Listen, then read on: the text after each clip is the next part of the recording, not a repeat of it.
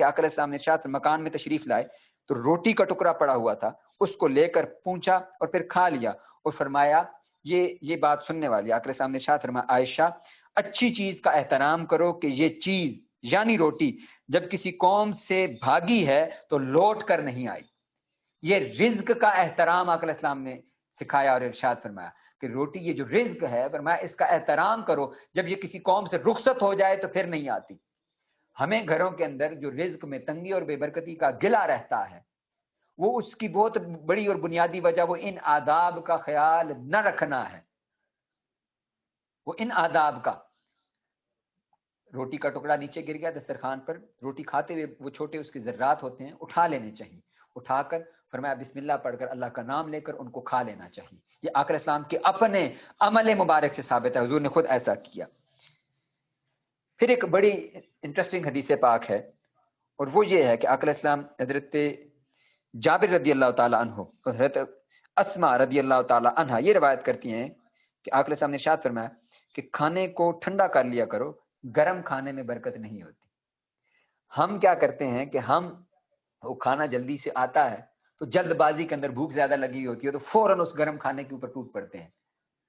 تو وہ ایک بڑا خوبصورت کسی نے کا مقولہ ہے، وہ کہتے ہیں کہ گرم کھانے کا کیا فائدہ، منہ الگ جل جائے اور نہ کھانے کا ذائقہ آئے، اور بہت ٹھنڈا یخ بھی نہیں کر دینا۔ اس سے مراد یہ ہے کہ اس کو ذرا اس کا ٹیمپریچر مطلب چولہے سے اتر کے آیا تو بالکل گرم گرم فوراً اس کو، یا امی یا جو زوجہ ہیں گھر میں وہ توے سے روٹی اتار کے لائیں تو فوراً ہی اس کو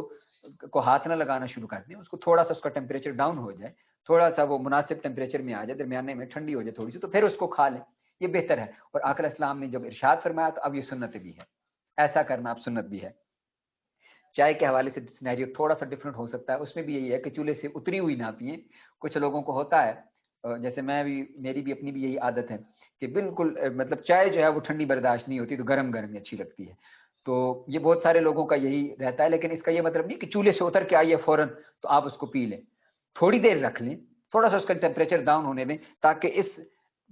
سنت مبارکہ کے دائرے کے اندر، اس ارشاد کے دائرے کے اندر، وہ اس کے احاطہ کے اندر وہ داخل ہو جائے، سنت مبارکہ بن جائے گی۔ تو میں نے جیسے عرض کیا کہ یہ کھانے کے آداب ہیں، ایسا کرنے سے کھانا ہم نے اپنی ضرورت کے مطابق کھانا ہے، اپنی ضرورت کے تحت کھانا ہے، اپنا پیٹ بھرنے کے لیے کھانا ہے، اپنے ذوق اور اپنی طبیعت کے حساب سے کھانا ہے۔ لیکن ایسا کرنے سے اللہ رب العزت کی بارگاہ سے وہ اجر ملے گا کہ ہم نے اس کے پیارے حبیب صلی اللہ علیہ وسلم کی پیاری اداؤں کو اپنایا ہے۔ یہ حضور کی ادائیں ہیں جن کو اپنانا ہے۔ پھر ایک بڑی خاص حدیث پاک ابن ماجہ نے اس کو نقل کیا، عبداللہ بن عمر رضی اللہ تعالیٰ عنہ سے روایت ہے کہ آقا علیہ السلام نے ارشاد فرمایا جب دسترخوان چنا جائے تو کوئی شخص یہ اب آداب ہیں جو حضور سکھا رہے ہیں کہ کھانے کا ادب کیا ہے اور کھانے کے دسترخوان کے آداب کیا ہیں۔ ایک تو یہ ہے کہ سب مل کر بیٹھیں، سب اکٹھے بیٹھ کر کے کھائیں۔ ہمارے ہاں عموماً اس برے صغیر کے خطہ کے اندر بالخصوص یہ ہمیں دیکھا جاتا ہے کہ جو ہماری مائیں بہنیں بیٹیاں ہیں وہ بیچاری کچن کے اندر مزدوری کر رہی ہیں، نوکرانیوں کی طرح وہ کھانا بنا رہی ہیں۔ یہاں پہلے مردوں کو کھانا چنا جاتا ہے، پہلے مرد کھائیں گے اور بعد میں پھر عورتیں کھائیں گی،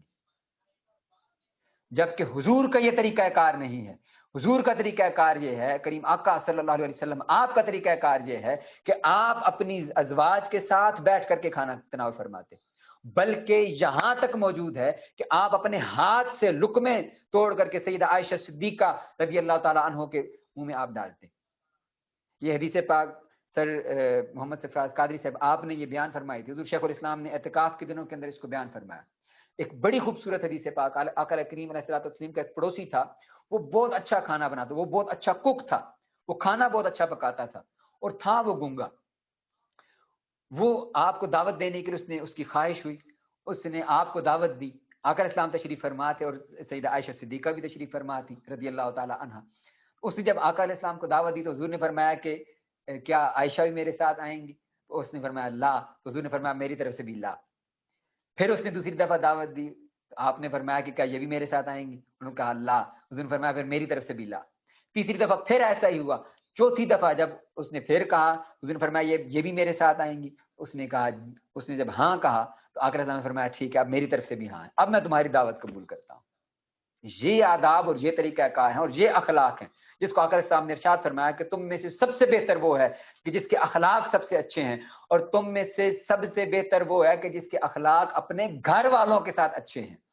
باہر والوں کے ساتھ ہمارے اخلاق اچھے ہونے چاہیے، لیکن وہ اجر نہیں ملے گا، بلکہ انسان سخت گنہگار ہے کہ باہر تو وہ بڑا حاجی نمازی ہو، بہت پرہیزگار ہو، وہ دھیمے نرم لہجے کے اندر گفتگو کرے، لیکن گھر میں داخل ہو تو جلاد کی شخصیت بن جائے۔ گھر والوں کے ساتھ ترش اور سخت رویہ اختیار کرنا، یہ حضور کی سنت مبارکہ نہیں، نہ حضور کی تعلیم ہے، نہ آقا علیہ السلام کا ارشاد ہے۔ یہ تو ہماری ماؤں بہنوں بیٹیوں کا ان کا حق یہ ہے کہ ان کو ساتھ بٹھا کر کھانا کھلایا جائے، ساتھ بٹھا کر۔ جب کھانا ایک دفعہ لگ جائے، جب سب لوگ وہاں پر دسترخوان پر بیٹھ جائیں، پھر کھانے کو شروع کیا جائے، اور ترجیحاً ان سے شروع کروایا جائے۔ یہ بزرگوں کا طریقہ ہے، حضور شیخ الاسلام کا یہی طریقہ ہے۔ فرمایا کہ جب دسترخوان چنا جائے تو کوئی شخص دسترخوان سے نہ اٹھے جب تک دسترخوان نہ اٹھا لیا جائے، یعنی کھانا کھا چکے ہیں تو کھانے کے دوران نہ اٹھیں، کھانا مکمل ہو گیا، سب نے کھا لیا، اب دسترخوان اٹھایا جائے تو پھر وہاں سے اٹھیں، درمیان میں سے نہ اٹھا جائے۔ اب ہمیں کیا ہوتا ہے، ہم ینگ جنریشن، میں بھی اس میں شامل ہوں، ہم کیا کرتے ہیں کہ ہمیں جلدی ہوتی ہے، ہم نے موبائل ایک ہاتھ میں پکڑا ہوتا ہے، ہم اس پہ لگے ہوئے ہیں، اور ساتھ میں ہم نے کھانا کھانا ہے، کھانا کھا لیا، اب ہم نے اپنا کھانا چاہے تھوڑا کھایا زیادہ کھایا مکمل کر لیا، اب ہمیں وہاں سے بھاگنے کی جلدی، ہم نے اٹھ کر کے جانا ہے کہ ہم موبائل استعمال کر رہے ہیں یا جو بھی ہماری ایکٹیویٹی ہے اس کے علاوہ، اور وہ بزرگ حضرات ہم انہیں وہیں چھوڑ کر کے اٹھ کے، یہ آداب کے خلاف ہے۔ ان کو اکیلا نہیں چھوڑنا، والدین کو بالخصوص، اور آقا اسلام کی حدیث پاک کو دیکھیں، حضور کتنا ادب سکھا رہے ہیں۔ فرمایا کھانے سے ہاتھ نہ کھینچے اگرچہ کھا چکا ہو، یعنی اگر اس کا پیٹ بھر بھی چکا ہے تو کھانے سے ہاتھ نہیں کھینچنا چاہیے جب تک سب لوگ فارغ نہ ہو جائیں، اور اگر ہاتھ روکنا ہی چاہتا ہے تو معذرت پیش کرے۔ یعنی میرے جیسا اگر کوئی کمزور شخص ہے تو میرے دوست احباب کو من یہ گلا رہتا ہے کہ اس نے کھانا کم کھانا ہوتا ہے یا ہمیں بھی شرمندہ کرتا ہے، تو میرے جیسا اگر کوئی ہو اس کے ساتھ یہ معاملہ پیش آ جائے تو وہ کیا کرے کہ وہ اگر اس نے اتنا نہیں کھانا، اس کا ایک طریقہ کار جو بزرگوں نے بتایا ہے وہ یہ ہے کہ وہ چھوٹے لقمے لے کر کے کھائے، تاکہ وہ دوسرے لوگوں کے ساتھ ان کی سپیڈ کے ساتھ کھاتا رہے، ان کے ساتھ جاری رہے، اور اگر پھر بھی پیٹ بھر جائے یا نہ کھانا ہو کسی مجبوری کی وجہ سے تو پھر عذر پیش کرے، معذرت پیش کرے، معذرت کرے۔ فرمایا یہ آداب کے خلاف ہے، آداب کے خلاف ہے یہ بات، کیونکہ اگر بغیر معذرت کی ہاتھ روکے گا تو اس کے ساتھ دوسرا شخص جو کھانا کھا رہا ہے وہ شرمندہ ہوگا، وہ بھی ہاتھ کھینچ لے گا، اور شاید ابھی اس کو کھانے کی حاجت باقی ہو۔ آپ دیکھیں آقا علیہ السلام کو انسانی جذبات کا کس قدر احساس ہے۔ اب یہ انتہائی لطیف بات ہے، انتہائی لطیف بات ہے، انتہائی، میں اس کو کہتا ہوں کہ ہائپر سینسٹیو آدمی ہی، ہائپر بلکہ اس سے بھی زیادہ سپر سینسٹیو بندہ اتنا زیادہ حساس ہو کہ اتنی چھوٹی اور باریک چیز بھی اس کے زیر نظر ہو، وہ اتنے زیادہ احساس کا خیال رکھتا۔ پھر آقا علیہ السلام نے ارشاد فرمایا اکٹھے ہو کر کھاؤ، الگ الگ نہ کھاؤ کہ جماعت کے کھانے میں برکت ہے، برکت جو ہے وہ جماعت کے ساتھ کھانے میں، یعنی اکٹھے مل کر بیٹھ کے کھانا چاہیے۔ پھر آقا علیہ السلام کے بارے میں حضرت ابو ہریرہ رضی اللہ تعالیٰ عنہ سے مروی ہے کہ آقا علیہ السلام نے کبھی کسی کھانے میں عیب نہیں لگایا، اس کو برا نہیں کہا، خواہش ہوئی تو کھا لیا ورنہ چھوڑ دیا، طبیعت ہو تو کھا لیا، نہیں طبیعت کوئی چیز نہیں پسند، طبیعت کے برخلاف ہے، اچھی نہیں بنی ہوئی، تو یہ نہیں کہ اس میں عیب نکالا جائے، اس کو چھوڑ دیں، ترک کر دیں، خاموشی اختیار کر لیں۔ پھر یہ ایک بڑی خاص حدیث پاک ہے، آقا علیہ السلام نے ارشاد فرمایا ایک شخص کا کھانا 2 کے لیے کفایت کرتا ہے، اور 2 کا کھانا 4 کے لیے کفایت کرتا ہے، اور 4 کا کھانا 8 کو کفایت کرتا ہے۔ اسی سے ملتی جلتی ایک اور حدیث پاک ہے اسی ضمن کے اندر، جو یہ ہے وہ آقا علیہ السلام نے ارشاد فرمایا، بیسیکلی حضور نے ارشاد فرمایا کہ بھوک رکھ کر کم کھانا چاہیے۔ اس ضمن کے اندر جو چند احادیث ہیں ان میں سے ایک حدیث پاک سے ہے کہ مومن 1 آنت سے کھاتا ہے، جبکہ کافر فرمایا وہ 7 آنتوں سے کھاتا ہے، یعنی وہ یہاں تک بھی بھرتے ہیں،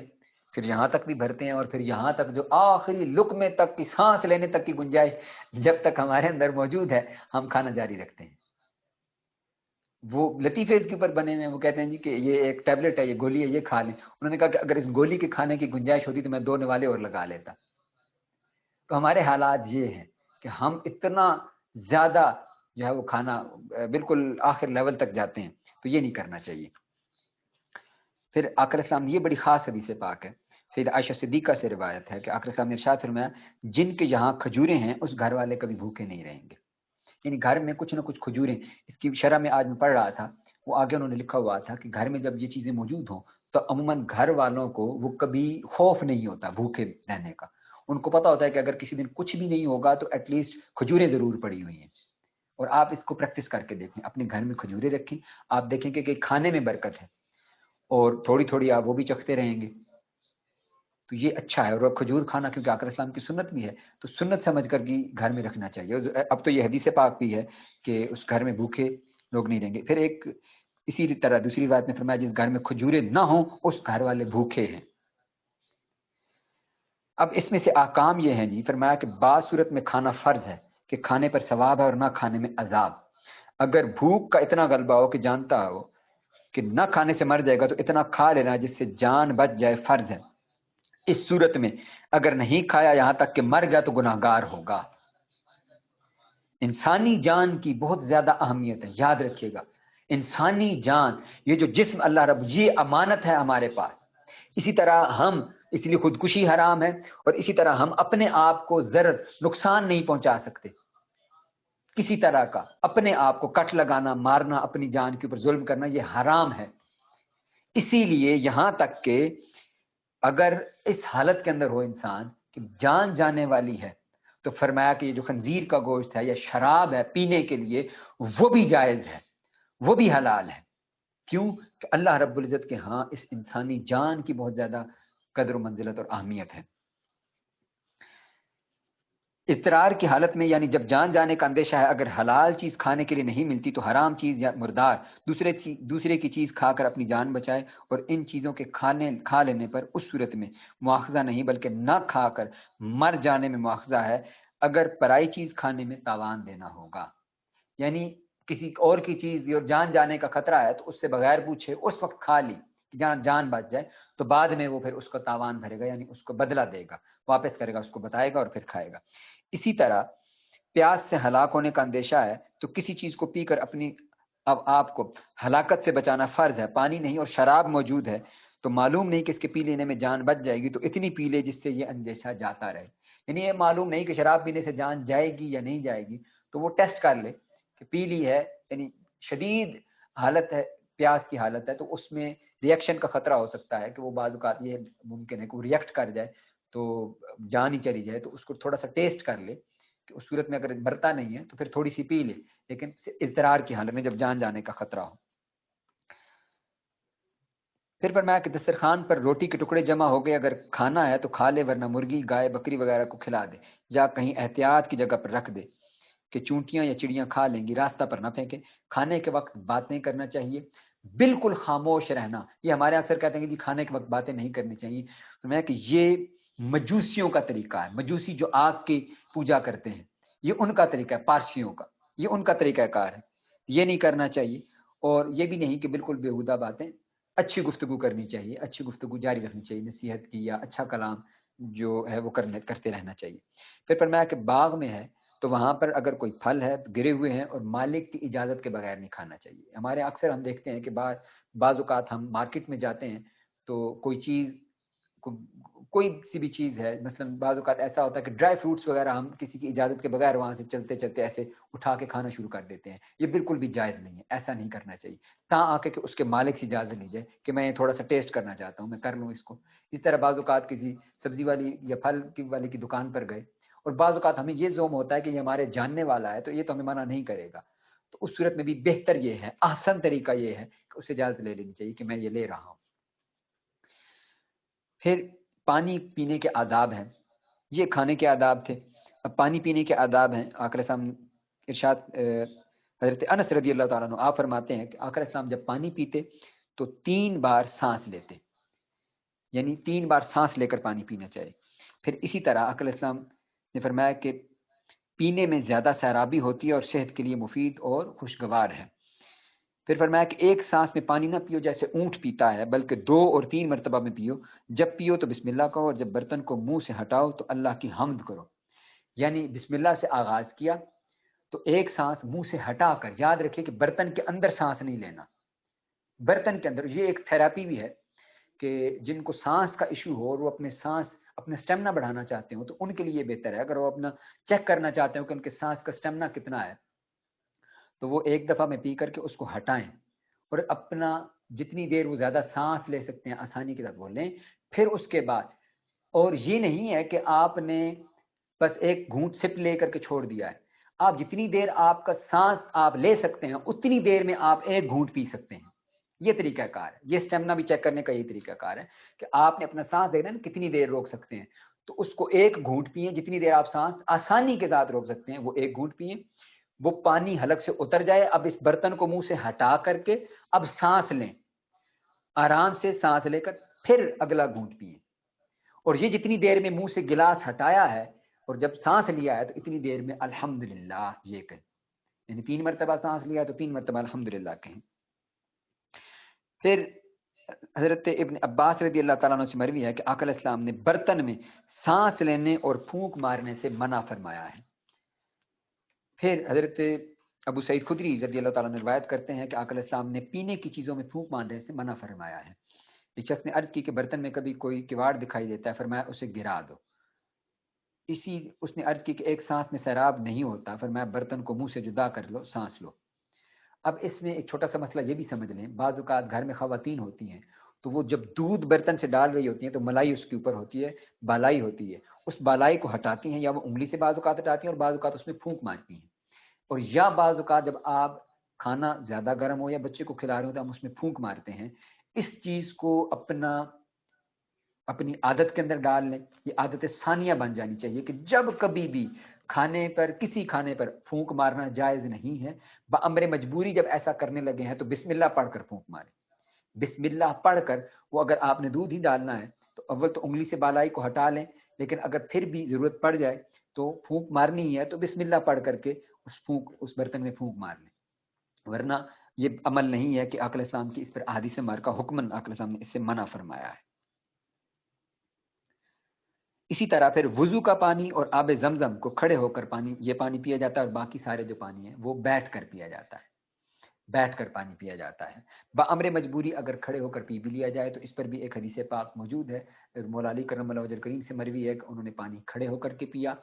لیکن وہ ایک حدیث پاک ہے. آقا علیہ السلام کے اپنے عمل سے معمول سے جو چیز ثابت ہے وہ یہی ہے کہ بیٹھ کر پینا چاہیے، 3 سانسوں میں پینا چاہیے. اگر کبھی کھڑے ہو کر بھی پینا پڑ جائے، مجبوری بن جائے، کھڑے ہیں کہیں پر گفتگو کر رہے ہیں، لیکچر کے دوران ایسا کرنا پڑ جائے تو یاد رکھیں دل میں نیت اس کی کر لیا کریں کہ میں آقا علیہ السلام کی سنت پر عمل کر رہا ہوں. تو اس طرح وہ جو بامر مجبوری کھڑے ہو کر بھی پیئیں گے تو حضور کا ایک عمل مبارک مولا علی کرم اللہ کریم کی حدیث پاک سے وہ ثابت ہے. اس کے بعد بڑا اہم موضوع ہے وہ دعوت ولیمہ اور عمومی کھانے کی دعوت کے حوالے سے ہے. یہ بڑی انٹرسٹنگ چیزیں ہیں اس میں آنے والی ہیں، ایسی خوبصورت احادیث ہیں اور یہ آداب ہیں. یاد رکھیے جیسے میں نے کہا نا کہ حضور کا یہ جو دین ہے ہمارا اسلام، اور جو حضور نے آداب سکھائے ہیں اس میں سے ہر عمل میں اگر اس کا نچوڑ نکالیں تو وہ محبت ہے کہ باہمی محبت اور تعلق مضبوط ہونا چاہیے. ایک دوسرے کے لیے دلوں کے اندر وہ پیار ہونا چاہیے، محبت ہونی چاہیے.